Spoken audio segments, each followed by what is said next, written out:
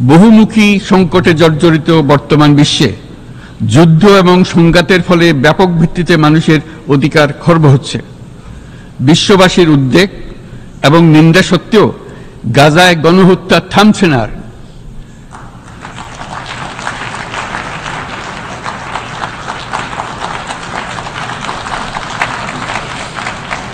ফিলিস্তিনের মতো বিদ্যমান বাস্তবতা কেবল আরব কিংবা মুসলমানদের জন্যই উদ্বেগজনক নয়, বরং তা সমগ্র মানব জাতির জন্যই উদ্বেগের বিষয়।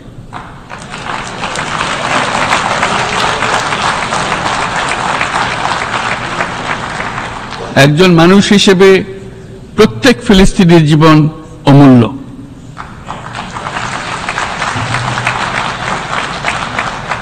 ফিলিস্তিনের জনগণের বিরুদ্ধে যে মানবতা বিরোধী অপরাধ হচ্ছে তার জন্য সংশ্লিষ্ট সকলকে দায়বদ্ধ করতে হবে।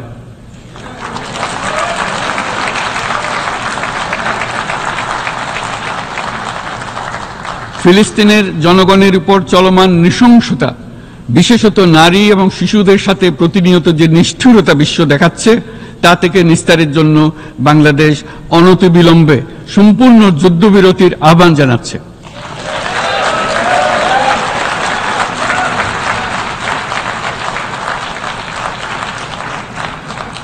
দ্বিরাষ্ট্রভিত্তিক সমাধানেই মধ্যপ্রাচ্যে টেকসই শান্তি আনতে পারবে।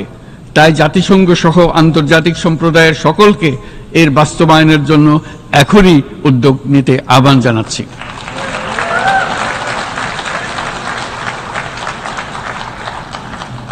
গত 2.5 বছর ধরে ইউক্রেনে চলমান যুদ্ধে বহু মানুষ প্রাণ হারিয়েছে।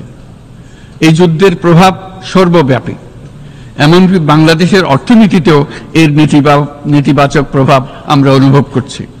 আমরা তাই উভয় পক্ষকে সংলাপে বসে বিরোধ নিরসনের মাধ্যমে যুদ্ধের অবসান ঘটানোর আহ্বান জানাচ্ছি।